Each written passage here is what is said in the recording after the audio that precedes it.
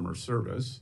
And again, the substantial increase in the enforcement group, there is nothing that shows historically that by bringing in unseasoned the collections agents that results in more collections or high-end collections.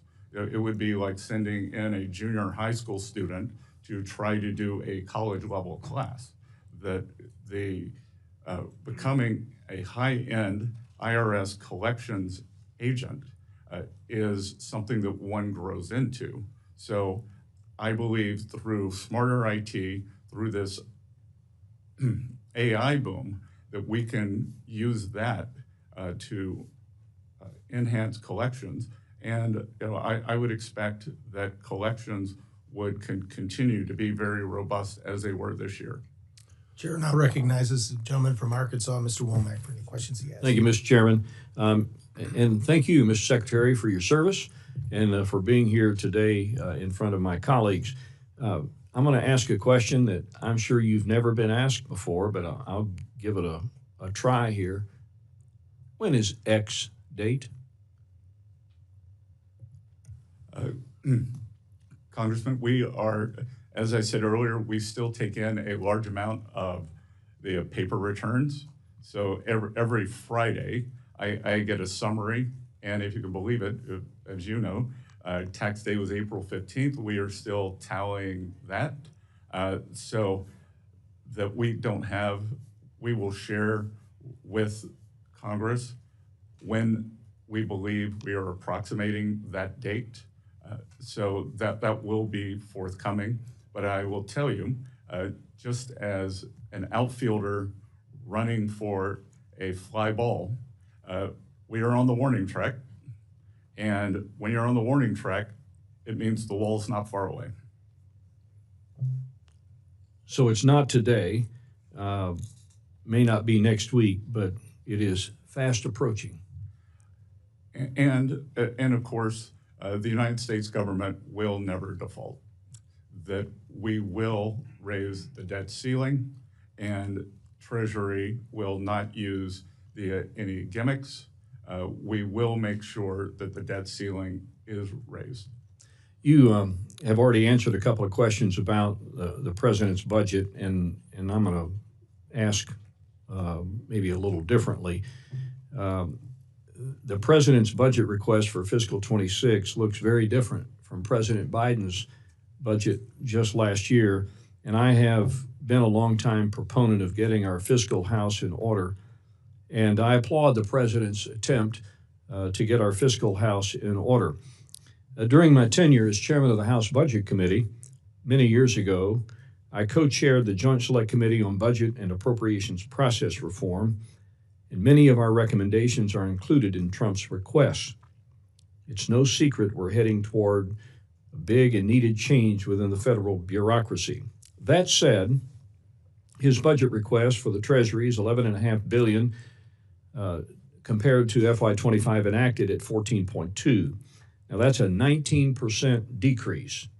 You've already mentioned that we have savings achieved in contracts regarding IT services and this sort of thing, and we've saved the American public a lot. But you've also said that IT remains one of our biggest challenges, particularly within the IRS. So how is it that you're going to operate with a smaller budget that still serves the needs of the American people? Sir, part of that has been bringing people back to the office. So on March 10th, we reinstituted a work from your office program. And again, I think it's going to be efficiency. We have asked for more money for many of the priorities. The Treasury Foreign Intelligence Network and the Office of Foreign Asset Control, OFAC. So we will be keeping the American people safer. And again, we think through efficiency gains, the federal government historically does not have productivity increases. And as I've continually pointed out, DOGE is the Office of Government efficiency, not the Office of Government Extinction or Eradication. So I think that it is not a big leap to do much more with less. Are there $2.5 billion worth of efficiencies? Well, again, just two of it is in the IT department. And if you were to look, Treasury processes about 1.5 billion payments per year, which is like a mid-sized U.S. regional bank. We have had many of these banks come in and talk to us about their payment programs, and their departments are 1/10 the size and 1/10 the budget.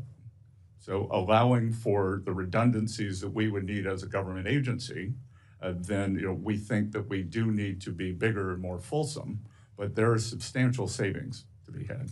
I want to ask one more quick question, because I know we're probably not going to have a second round. You have been a proponent for better financial literacy in this country, and your background is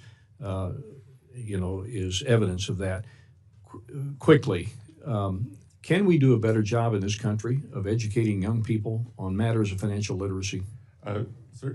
Any increase that we do would be a better job. We just hosted Financial Literacy Month at the Treasury. I only had 2 months to get ready for it. I can tell you that every April we're going to do more and more.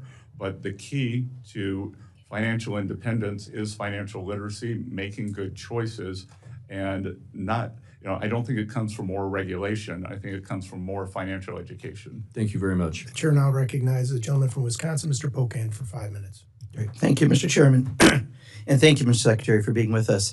My main concern is, I think, what people are looking at the economy. The first 100 days, lowest stock market since Richard Nixon, not usually a measure people are shooting for.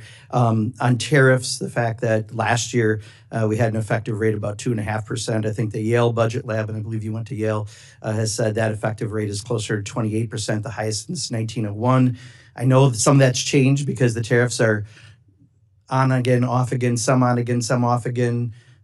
Somewhat chaotic, I believe, as your term is, crazy Ivan style. I compare them to how a monkey throws dung. You're not exactly sure where they're going to land. And that's the concern I have as a small business owner, and I know Ms. Luzenkamp-Perez is as well.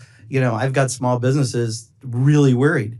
You made a comment about while cargo volumes have dropped 60%, you see this as a temporary detox. But for a small business that's getting by day to day, that's much bigger. You talked about Main Street.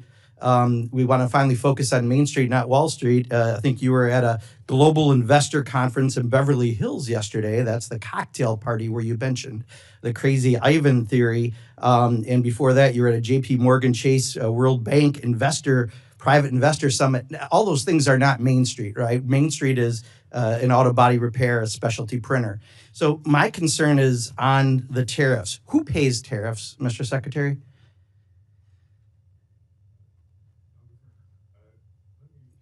No. Answer the questions I asked, please. I only have 5 minutes. Who pays tariffs? Sorry, well, who pays tariffs? Sorry, Mr. Secretary, please. Excuse me. The question is very simply, who pays tariffs, Mr. Chairman? I'd like him to answer that question. Well, He wants to answer other questions. Well, Congressman, if the exporters, they dislike tariffs so much, why wouldn't they? If I think what you're trying to get me to say. Did you remember the question? I'm not sure you did. Who pays tariffs? It's a very complicated question. Reclaiming my time. People pay tariffs, right? Reclaiming my time, Mr. Secretary. Reclaiming my time, Mr. Secretary. Reclaiming my time. You clearly aren't going to answer. I'm not going to waste my time having you go, Mr. Secretary, Mr. Chairman, I asked reclaiming my time. Tariffs. Mr. Chairman, and I asked to reclaim my time. Did I not? No, I said reclaiming my time because he's clearly not answering it. So, yeah. So as a small business owner, and unfortunately I'd like that time back since you failed to recognize me for 30 seconds. So I just recently from one of my suppliers got the tariff surcharge on things. And in addition to the tariff surcharge, guess what else got raised?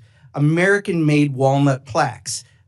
That has nothing to do with tariffs, but companies take advantage and do that. So right now, we are getting screwed right and left because of the indiscriminate use of tariffs. That's the reality for Main Street. And you go off to Beverly Hills for private investor conferences and talk about crazy Ivan theories. Answer that. What is the crazy Ivan theory of tariffs that you mentioned at the summit?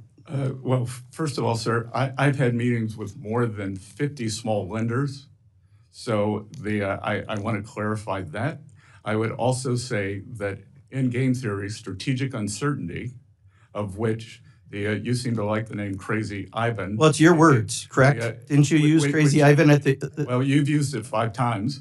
And that's the question, Mr. Chairman. I am saying the strategic uncertainty is part of negotiations.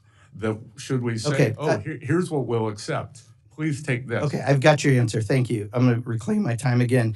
So for a small business, we don't have that luxury, right? When the ports are empty in California and we can't get goods and people are stocking up for Christmas goods, Crazy Ivan is great for, please don't take this offense, really rich people like you. But for people like me, it's not, right? That's what makes small businesses fail. That's what makes people lose their jobs. That's what makes the stock market tank.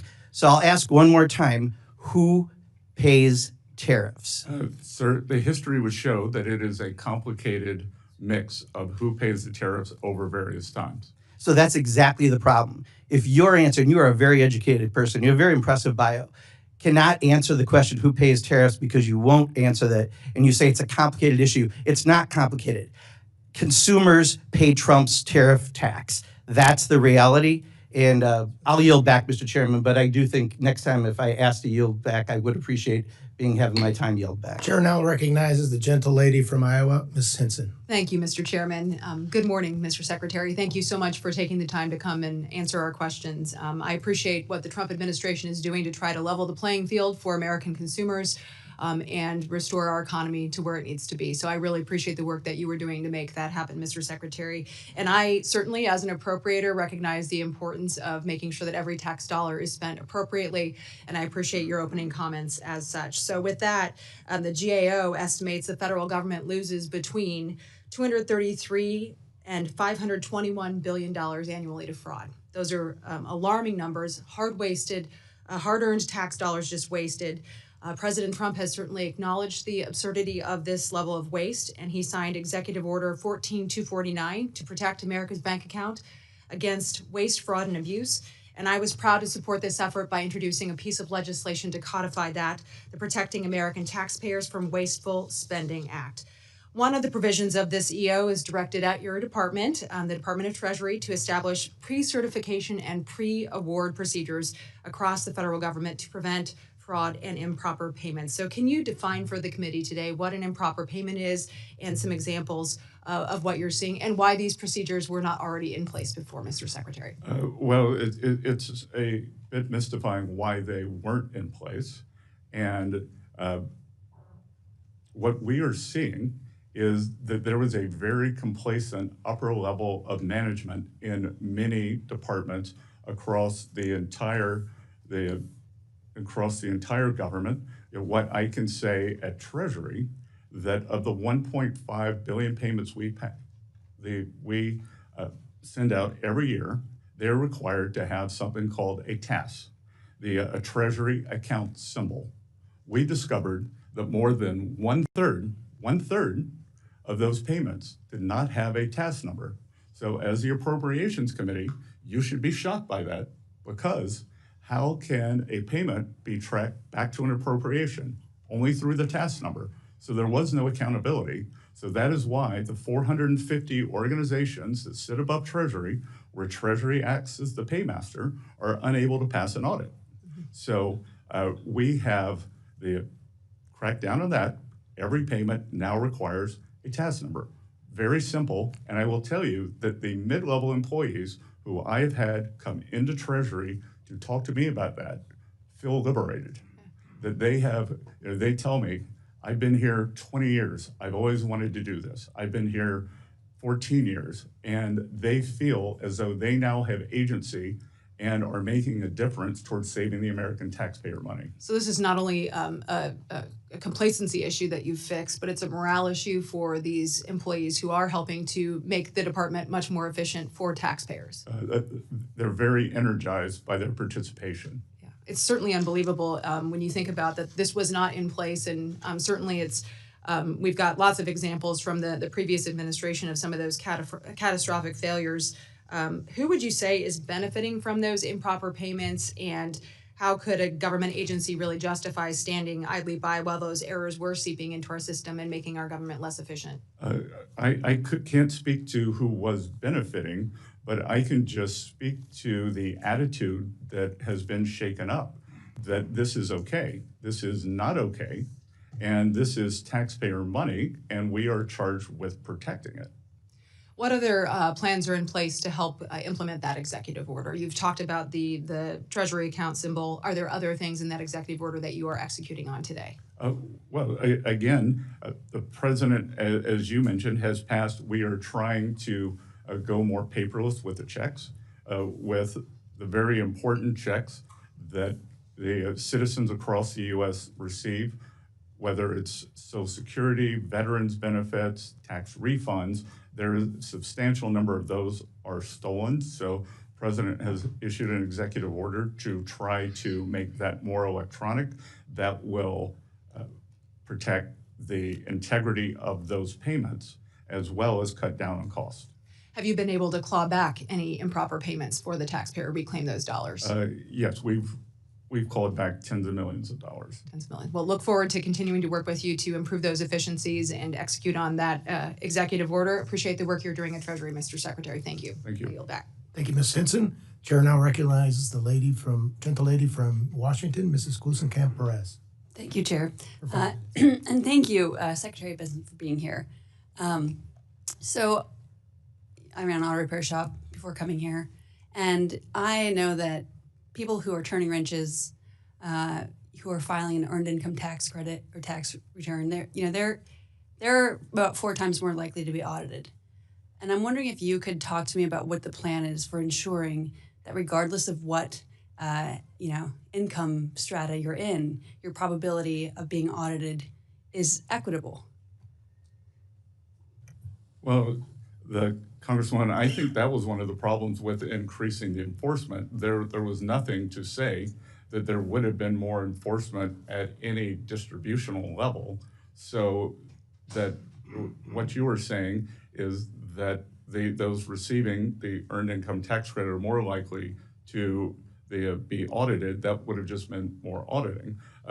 There was also a proposal to track small payments, $600 on Venmo and things like that, which has been pushed back also. But what is the forward program to ensure that there is an equitable? I have some quarrels with what you said, but what is the plan, the implementation plan to ensure moving forward we are getting towards a more equitable enforcement rate? Look, we are reviewing the processes for who is audited at the IRS. There's been a great deal of politicization of that. So we are trying to stop that. And we are also going to look at the distribution of who is audited and why they are audited. Look forward to hearing more about how that is being implemented and how we can help you with that. So I think you and I agree that the current trading system has failed working people who are turning wrenches, driving trucks, changing diapers. Could you expand on how the proposed tariffs would ensure that there is upward pressure on wages? Well, I think that there are many parts to that, but the key to upward pressure on wages is more job opportunities. And what we have seen since what the so-called China shock after China entered the WTO was a large decrease in manufacturing jobs. And studies have shown that workers in manufacturing jobs have more potential for large-scale wage increases than service workers do. So moving more workers from service work to manufacturing should do that. And the administration is also trying to bring down the cost for working families. I agree. Right, if you are trying to earn a living as a barber, you have to move to a city to earn a high wage. But if you're in a rural community where there's a factory job, you can own land, you can own your home. And I think one of your points about financial literacy is ensuring that we do have economic self-determination. You can buy the pair of boots that will last 5 years and not be in this pace. But there's a lot of work to do here, building real wealth and not the nominal kind of. I'm not really here to be a defender of the stock market. Most of the people I know don't trade stocks in my community. It's a question of being able to own land, having that capital access to start your own business, and frankly, some of the antitrust work to ensure there's a level playing field for small businesses like mine. I'm hearing from constituents who have questions about their tax returns and are having trouble getting a real person on the line to speak to. What can we do? What is your plan for decreasing wait times, for having somebody be able to actually talk to a human being when they call the IRS? Well, again, this goes back to my three priorities: collection, privacy, and customer service. So we are moving money into customer service at the IRS. And it's almost unimaginable that the phone banks had the same number of operators 24/7, 365 days a year. So if one of your constituents called on Christmas Eve, they'd probably get through because there were so many idle phones.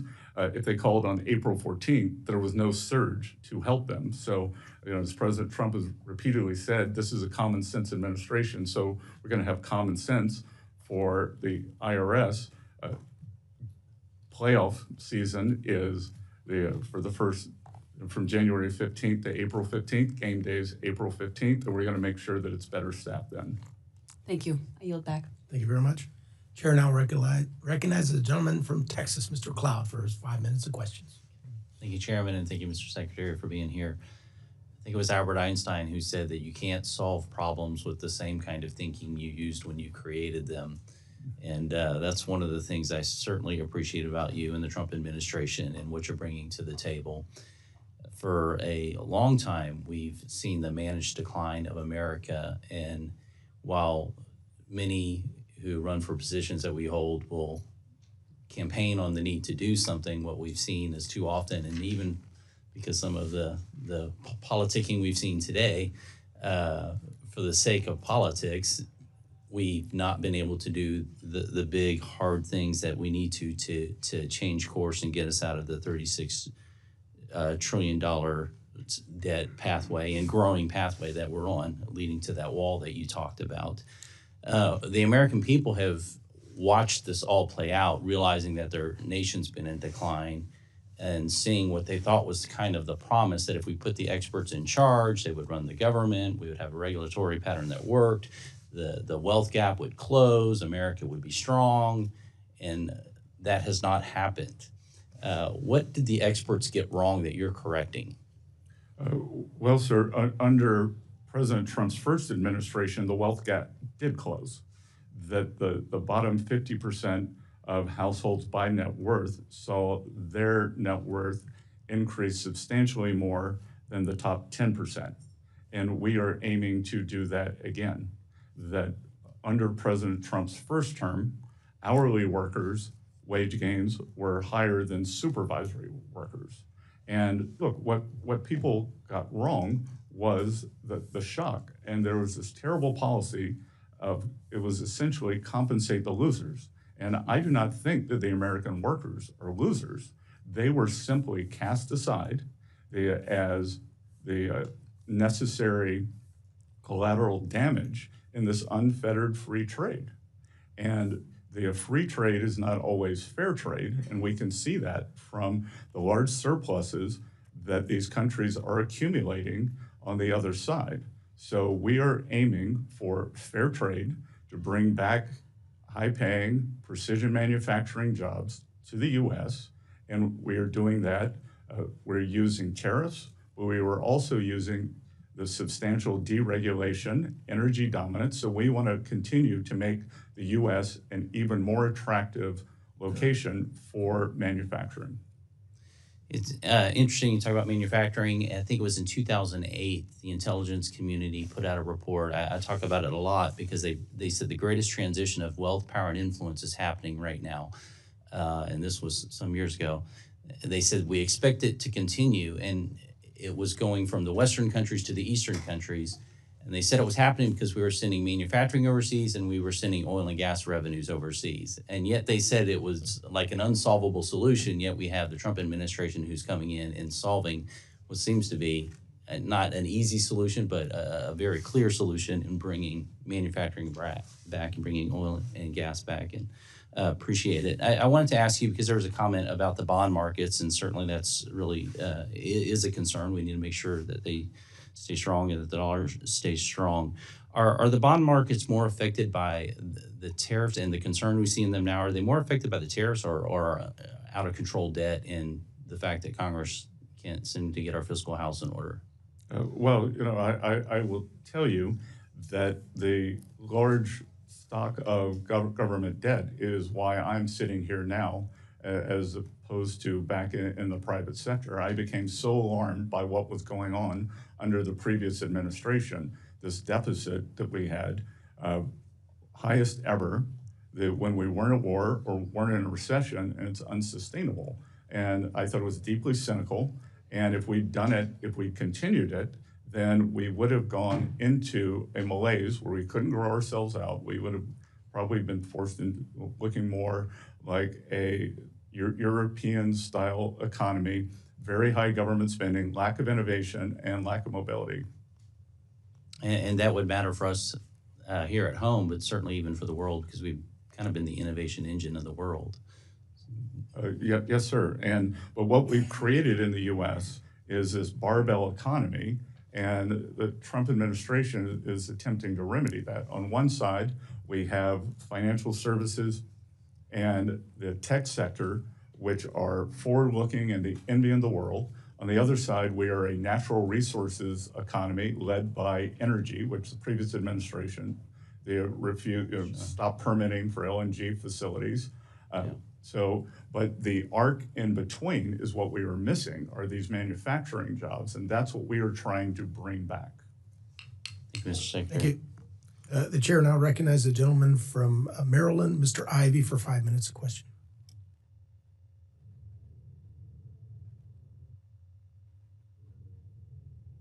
I appreciate you being here today, Mr. Secretary.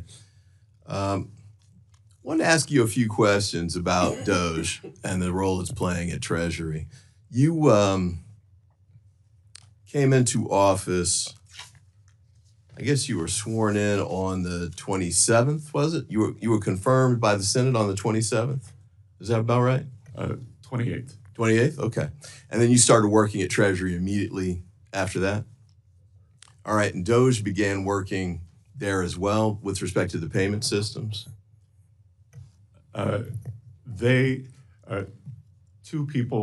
Two individuals from DOGE who were actually Treasury employees were on site. Okay. And I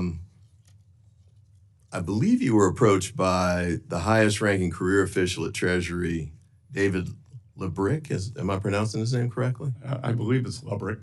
Lebrick, okay.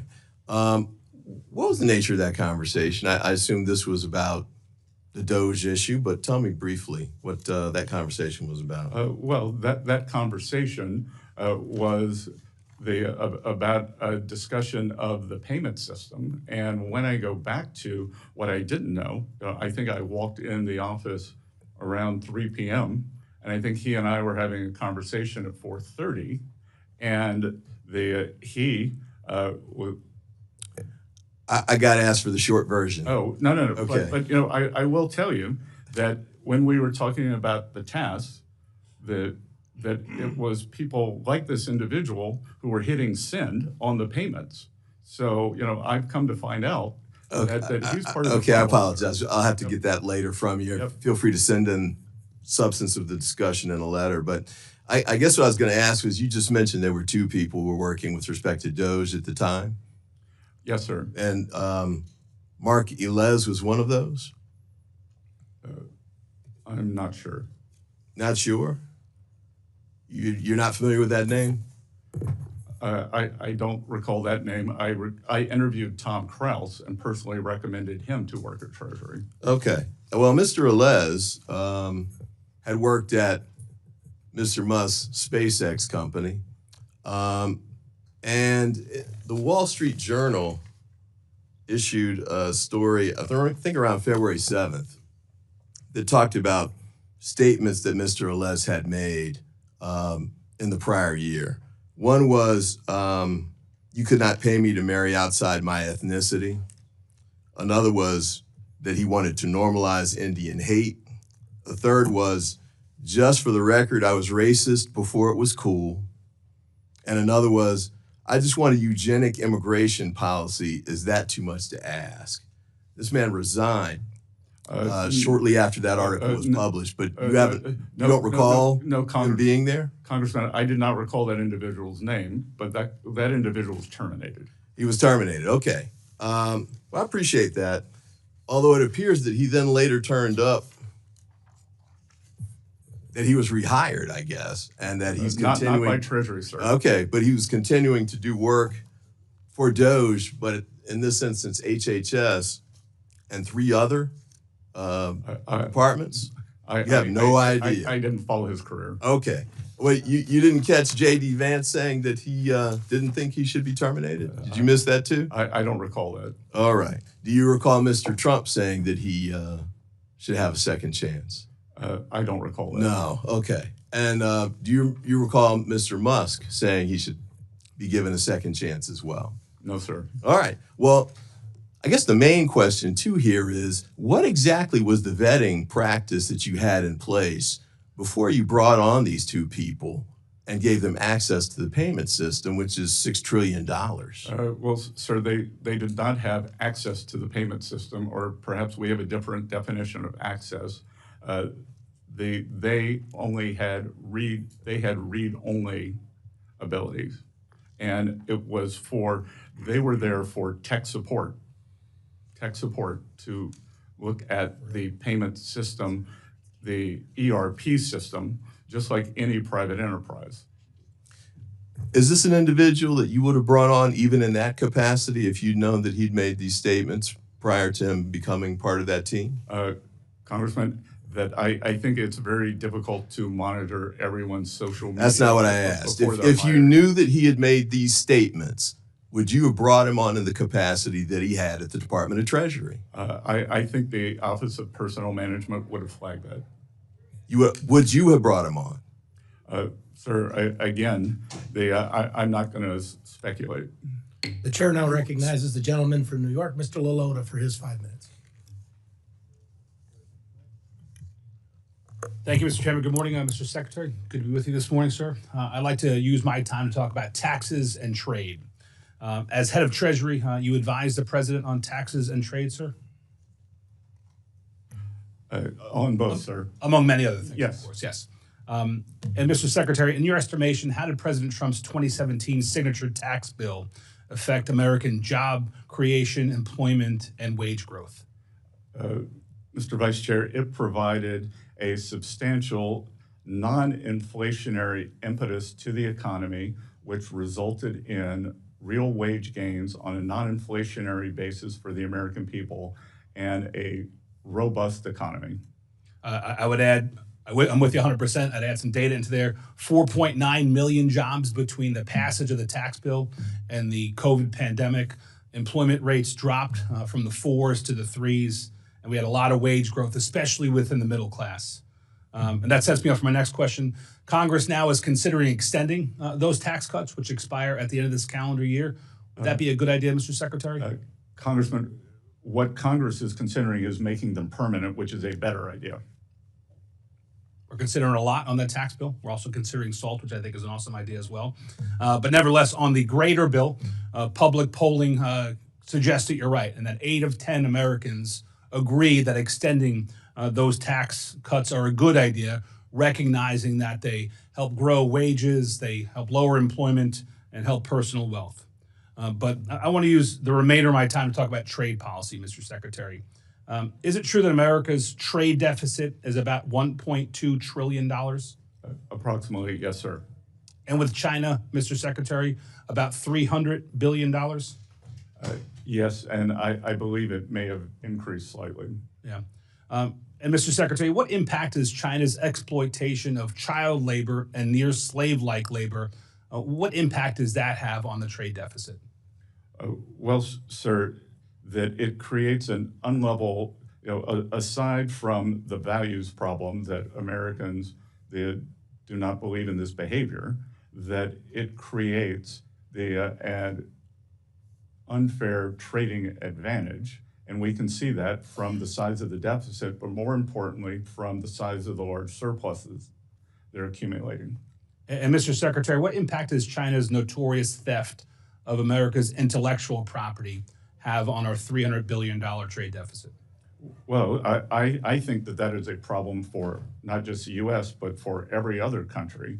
And to the extent that they are able to leapfrog, whether it's with technology, whether it's with products, then that creates a huge advantage that has given them, it's back to one of the cornerstones of the problem of trade, that if you don't have to spend money on R&D, then you can spend it on manufacturing, cheap manufacturing.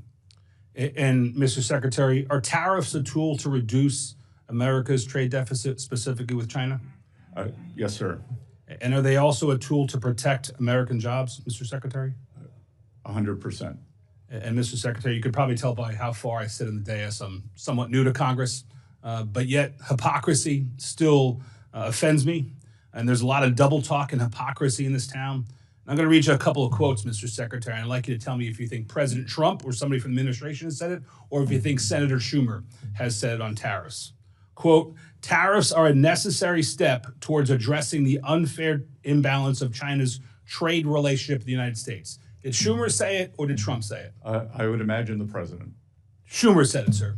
Schumer was just a year ago, in February 2024, talking about tariffs being the answer to combat some of those issues in China, specifically ripping off our intellectual property and exploiting slave labor and child labor. Well, Congressman, I would also note that the many government officials, including presidents, were also in favor of a border wall until President Trump was. Good point. That leads me to my second question. Who said it, Schumer or Trump, that tariffs are vital to protect American workers, American manufacturers, American innovation, and our national security? Who said it, Trump or Schumer? I would imagine it was the ranking member. It was the Senate Minority Leader, Chuck Schumer, said it. And like what you said, it was cool until Trump got in office, and now he's opposed to it. My time is about to expire, Mr. Secretary, but I want to commend you for fighting for American middle-class workers. I do think that extending the tax bill with a couple of tweaks like SALT is important. I do think that fighting for our middle-class workers are important. And I implore you to stay on the right path, sir. Good. Thank you, Congressman. Thank you for getting that salt plug in, Mr. Lalota, twice. The chair now recognizes the gentleman from Georgia, Mr. Bishop. Thank you very much, Mr. Chairman. Thank you for being here, Secretary Bessent.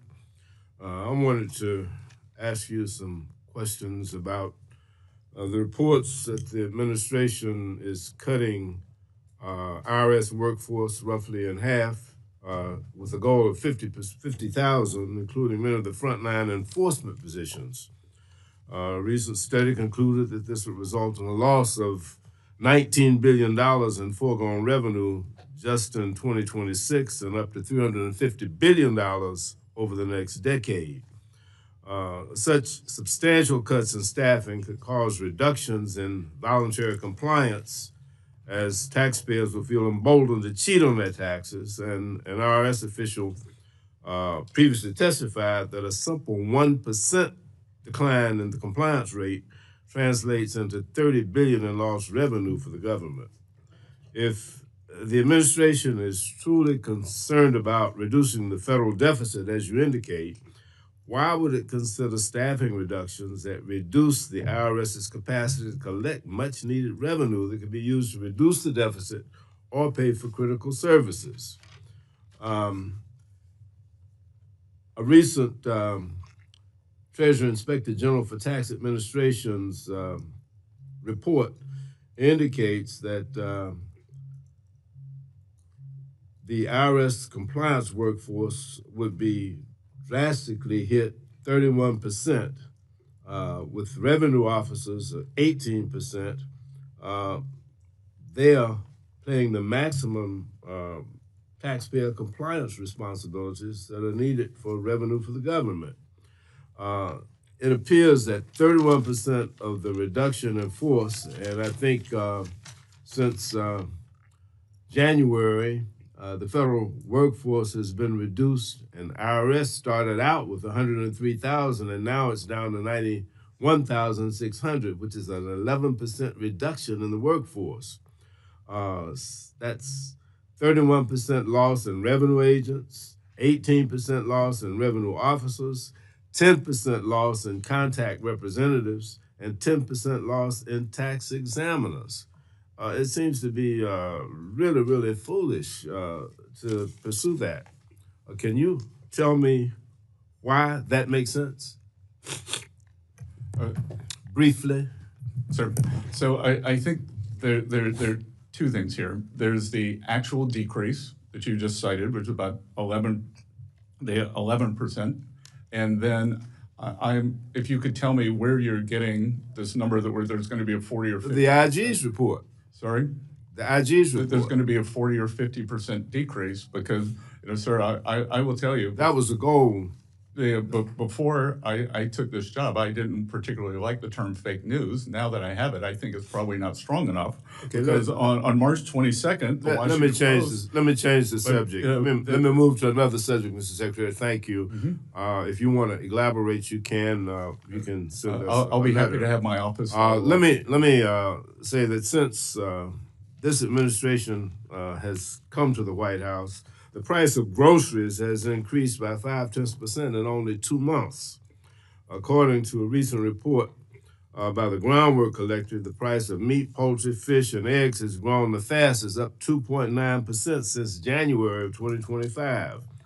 Eggs at a record high of $6.23 a dozen, up from 26% in January 25 alone. What is the administration doing to bring down the cost of food? What is the administration doing to ensure that the impact of the tariffs don't disproportionately fall on our nation's farmers? I've got a list of headlines from farmers all across the country that are complaining about the impact of the tariffs on their capacity to sell their products. Can you tell me what the administration is doing to bring down the cost of food? Well, a couple of things, Congressman. First of all, you may or may not know I am a farmer. Secondly, that we inherited a momentum. Food prices, like monetary policy, have long and variable lead times. The price of eggs was up substantially during the Biden administration. It has been brought down 52% in the past few months. And it just went up the last 2 months. I just told you. No, sir. I think that's not 100%. Since January. And finally, we are 6%. We are bringing down energy cost, and energy cost transportation is one of the single biggest factors in food pricing. So diesel prices across the country have come down, and that will result in lower food prices. Chair now recognizes the gentleman from North Carolina, Mr. Edwards, for any questions he may have. Thank you, Mr. Chair. Mr. Secretary, thanks for being with us this afternoon. Earlier this year, I co-sponsored a bill, the Anti-CBDC Surveillance State Act, that would prevent the Federal Reserve from issuing central bank digital currency. Many of the folks that I represent are concerned about the security of such a currency and the privacy of their information were such a currency to be used. Can you give me your perspective and maybe the administration's perspective on the place for digital currency? Sir, we believe that digital assets belong in the private sector. And my personal view is that having a central bank digital currency is a sign of weakness, not strength, because really the reason, if there is a reserve, say a reserve manager or a foreign central bank holds US dollars, then there is a wide variety of U.S. assets they can invest in. You would create a central bank digital currency just for ease of use because there are no good choices for underlying assets. And so you're saying you would not be in favor of the Federal Reserve issuing such a currency? No, sir. Right.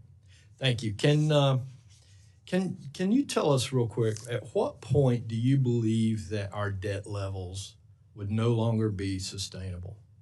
And then as the second part of that is, what would that look like? If our debt were no longer sustainable, what would that look like to the American family? We talk a lot about debt up here. We put forth some elaborate graphs and charts, and we hear all kind of economists using big, long words.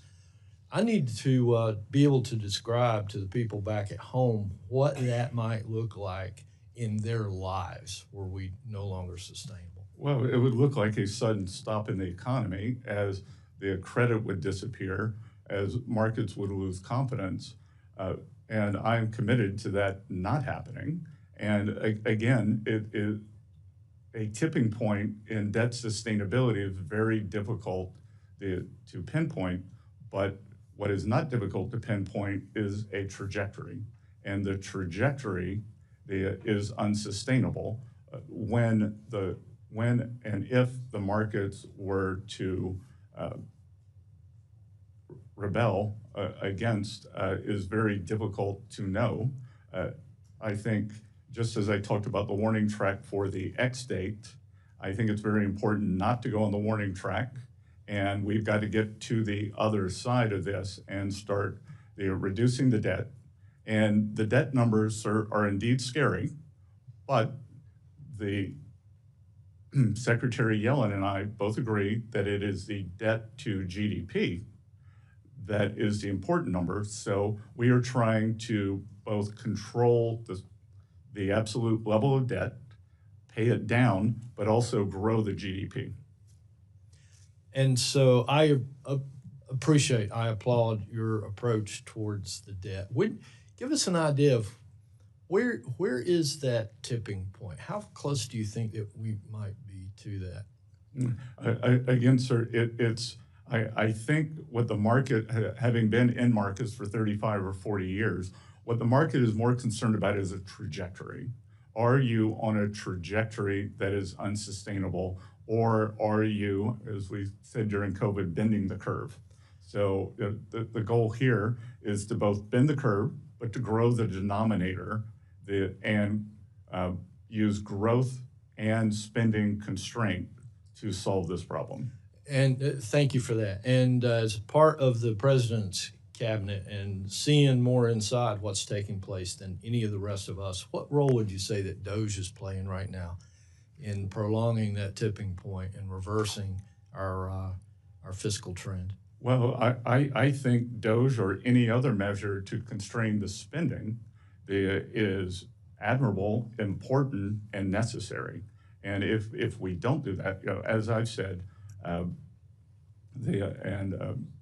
ranking member, they have mentioned it, we do not have a revenue problem, we have a spending problem, and we have to bring this spending under control. Thank you. I've got just a few seconds. Can you tell us what keeps you up at night regarding cyber threats to our Treasury system? Well, it's cyber threats across the entire financial system, sir. And that's why at Treasury, we are leading the effort for more resilience within the entire financial system, whether it's across the banking system, the payment system, and the Treasury system. As you would have seen, Treasury was hacked last year. We've just discovered an OCC hack that discovered last year. So these hacks are real and dangerous. Thank you, Mr. Chair. I'll yield. Thank you. The chair now recognizes the ranking member of the full committee, Mrs. DeLauro, for any questions that she may have for 5 minutes. Thank you very much, Mr. Chairman. My apologies for being late, and apologies to you, Mr. Secretary, but lots of hearings happening here. So just a couple of points, and I want to ask my question. It's just a follow-up on this IRS piece.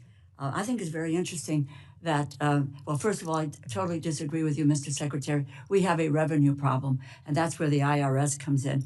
And we think about the debt. We think about the $2.3 trillion that was the debt really built up with the tax cuts to the wealthiest and the biggest corporations in 2017. We're now looking at an additional $4.5 trillion in tax cuts, which are making their way to, again, the richest and to the biggest corporations. That is debt. And that is something that I don't know about yourself and others in the administration who refuse to see that kind of debt. And the almost unbelievable piece of this is the IRS 2024. We invested in it, able to recover more than $1.1 billion from roughly 1,600 millionaires. Projected at the time that investments in high-end enforcement data and analytics that an additional $851 billion would result in revenue over the next 10 years. The Inspector General has said IRS lost 30% of auditors under Elon Musk's illegal purge. People who are wanting to ensure that millionaires and billionaires are paying their taxes. And the issue is that we're going to pay for those taxes by taking it out of the hide of Medicaid and of children, of low-wage workers, and of seniors. The issue that I want to try to get to, I'm going to make another point, is your comments on your recent comments that seem to call into question the vitality of the textile industry in the United States and national security. I applaud the administration for the steps they've taken on de minimis and closing down that loophole. I think it was very, very important to do this. We need to go further. It needs to be applied to all countries, not just to China. But unbelievable commentary on the U.S. textile industry provides good jobs across this country, particularly in rural areas. The supply chain directly employed 471,000 workers, produced roughly $64 billion in product in 2024. Let me get to my question with only 2 minutes to go here. This is the dealing with is standing up for a mechanism in the U.S. to screen our investments in China, to ensure capital, technology, and know-how are not fueling the capabilities of the Chinese Communist Party. I've had a bipartisan bill to do that for years, helped negotiate the bipartisan bill that nearly passed last year, and I strongly support executive action to address the issue. In fact, we got appropriated funding for Treasury to implement the executive order on outbound investment. Mr. Secretary, I understand that the administration is currently reviewing the executive order. There's a clear bipartisan consensus on the need for an outbound mechanism of that screening regime. Let me ask you, do you support the implementation of such a regime? Thank you, Congresswoman. This is a very important issue. The outbound security program is an important new tool in our effort to restrict the PRC from exploiting U.S. investment. The program just began a few months ago, and we are learning and we anticipate gaining important visibility into U.S. persons' investments involving PRC entities. We appreciate the interest from Congress, and while legislation is important and helpful, I would like some time for our process to inform any legislation. We would like any legislation to be both flexible and durable. Well, you know, in your confirmation hearing in January, you noted, and this is a quote, we should have a very rigorous screening process for U.S. investments in key sectors that could go to China. And in March, you said, we will make sure that our outbound investment doesn't get used against us. We are going to continue investigating this and where necessary to block it. I heard your answer, and quite frankly, it sounds a little bit wishy-washy. I want to be clear about this. You have expressed support for outbound investment for months now. Has that changed in any way? What's the status of the administration's review of that order? What about the timeline on this, because it's an important issue? And can you commit that your department will enforce this executive order to its fullest extent? I have not changed my position. As I said, we are looking at what is working, what isn't, and how the best enforcement mechanisms. And when a bill comes forward, again, we want it to be fulsome and durable and a 2025 bill for all the nuance that goes with this. Well, Thank you.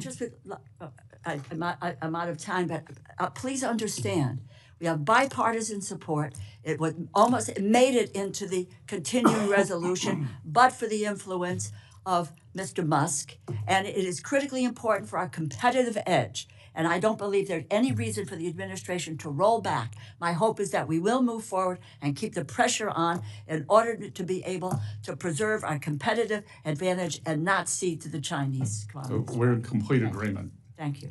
Thank you, Mr. Chairman. I would not want to interfere with that bipartisan moment. Okay. And it's bipartisan legislation, as you know. I appreciate Great that. piece of legislation. And the chair will now recognize the gentleman from Nevada, Mark Amade, for 5 minutes of question. Thank you, Mr. Chairman. Hi, Mr. Secretary. First of all, I want to thank you for your availability during this time since you've been confirmed and stuff like that. I know nothing's been going on that affects the Treasury Department in any way, and I appreciate having access to you via phone over an issue that wasn't important. So, thank you very much. I want to just ask you a couple of questions, kind of relative to our conversation, and that is, I know that the president has said quit producing the penny. A lot of reasons, arguably you lose 2.5+ cents for every penny you produce in signerage, and you don't have to get up too early to do the math on that sort of thing. But I think in the timing of doing that, if we're going to eliminate the penny, which has to happen here, I would like to know who it is, who's kind of the tip of the spear on your staff at Treasury. I already have the Mint information, but at Treasury, as far as those issues go, and I'll tell you why I want to know is, I think there are some issues regarding what it costs to produce a penny. I don't know if it's going to get you. I don't think it'll get you down to a cent, so it won't be that argument. But quite frankly, stacked up behind it is what it costs to produce a nickel and what it costs to produce a dime. I don't know about the quarter, but anyhow, to make sure that we are at least giving your department and the Bureau of the Mint the most tools necessary to, if you will, untie their hands when they're looking for who they buy their blanks from and stuff like that, that goes directly into what it costs to produce one. So my first question is, who's kind of in charge of that, since I know you've got other things to do, but ultimately, so that we can start that dialogue with where do we go from here, and if we're going to get rid of, and I know there's been legislation introduced in the Senate to get rid of the penny altogether except for collectors. So who's the point man or woman on your staff? Congressman, it would be my recently confirmed deputy, Mike Faulkner. Okay. And I would also say, with the nickel and the dime, the nickel costs more than a nickel to produce, but we are looking at material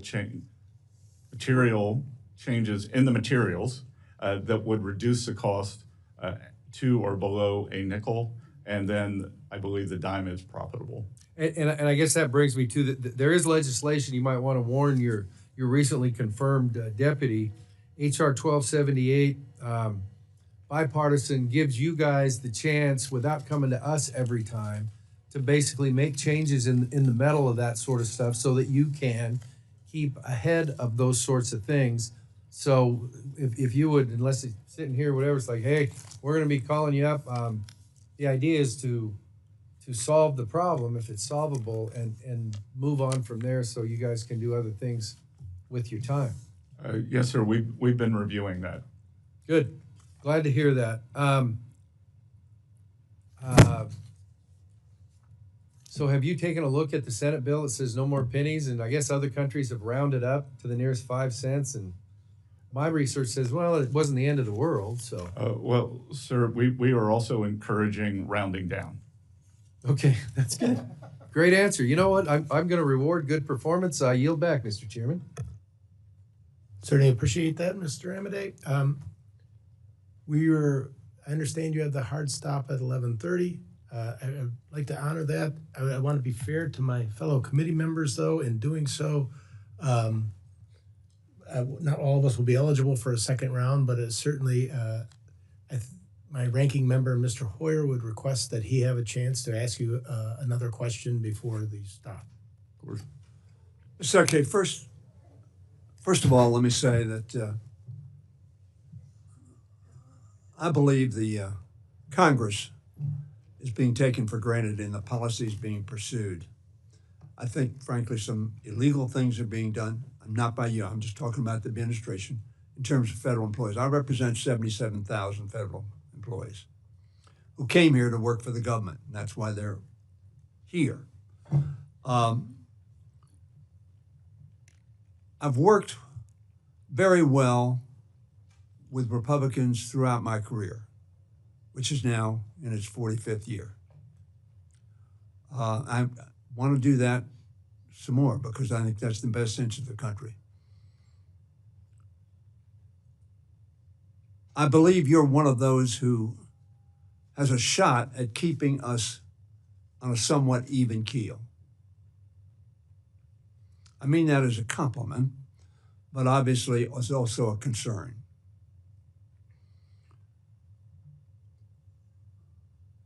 When you say, and I want to reiterate this, that we have a spending problem, and I retort to you, no, what we have is a paying for problem. If I make $1 million, I can spend $999,000 less taxes. But if I make $500,000, I spend $1 million. That is a paying problem because I don't pay for it and I accumulate debt. That's how debt goes. Now, I was here in the Reagan administration some period of time ago. We were told that the tax cuts that were passed in 1981 were going to pay for themselves. They did not. It perhaps will surprise you, maybe you know this figure. The largest increase in the national debt was under Ronald Reagan, the only president who had a triple-digit, 189% increase in the national debt during the course of his term. It might also surprise you that Clinton is the only one who was 30% or lower since Ronald Reagan. Clinton is the only one who balanced the budget. Now, one of the reasons we did so is because we had bipartisan objectives. The Republicans wanted to cut taxes, which is their mantra, and we wanted to invest, as we call it, as opposed to spending, in children's education and people's health care, in safety, et cetera, et cetera. If we continue this logic that we have a spending problem and discount taxes as spending, when we did the tax increase under in 2017, you may recall, the Republicans gave themselves a $1.5 trillion headroom. The reason it was limited to that is because the senator from Tennessee wouldn't go higher than that. So in other words, a $1.5 trillion unpaid for headroom to give a tax cut. That is spending because you're cutting prices while increasing costs. That's what causes deficits. Some of my Republican friends, I'm a strong supporter of national defense, but I do not delude myself that raising $150 billion in national defense expenses don't cost taxes. We don't have $150 billion to either cut taxes with or to spend money with. So we borrow. And when my friend talks about hypocrisy, we all know if you spend more than you get, you go into debt.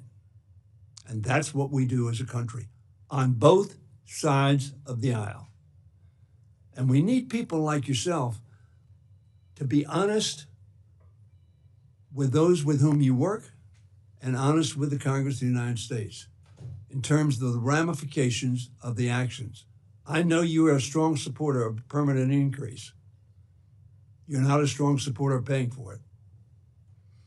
And you can cut all of non-defense discretionary spending, and you won't get there. And this game that Mr. Musk has played, he had no sense of the ramifications of the actions he's taken. He knew how to do it. He was prepared. As one article in the Atlantic Journal said, the blitzkrieg, which our speaker calls flooding the zone, been pretty effective at that, just trying to watch where the ball is and see if you can respond. But Mr. Secretary, I have a lot of questions. I'm going to send them to you, ask them to you, and would like to take some time with you on that. I have great respect for your background and your abilities. And I am really praying that you will bring a voice of reason and rationality to our deliberations. My time is over, and I appreciate the chairman's forbearance. But this is serious business. Very serious business. And I agree with you. A $37 trillion debt is not sustainable. And we all have to do it, but we have to do it together. That's the only way it will get done. Thank you, Mr. Chairman. Thank you. You have a response, Mr. Secretary? Congressman, thank you for that. And I would note that while President Reagan substantially increased the defense budget, the Clinton administration was able to capitalize on the peace dividend. But as you said, the defense budget dropped dramatically post the fall of the Iron Curtain, which contributed to the fiscal soundness. And through, as you said, through bipartisanship, working with Speaker Gingrich, they worked together.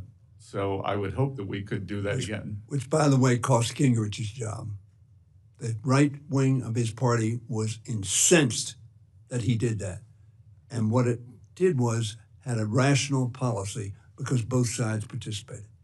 So, the senator from Tennessee is actually my neighbor. So I see him quite often. And look, there are ramifications here. And you're not talking about any current senators from Tennessee. He's left. No, I know. Yeah, okay. Senator I want Corker. to make sure we had the right Tennessean. Senator Corker. Yes. Yes. Is my neighbor. Uh-huh. So, and I look forward to inviting a bipartisan solution. Thank you, sir. And with that, our time is concluded. I'd like to thank you, Secretary Bessent, for being here today. There may be some members, as the Ranking Member Hoyer has indicated, who have questions. We're going to submit those questions for the record. And we ask any of the, please submit those questions to the subcommittee staff within the next 7 days. I would ask that you try to respond to them within the next 15 business days after receipt. Thank you. With that, the subcommittee stands adjourned. Thank you.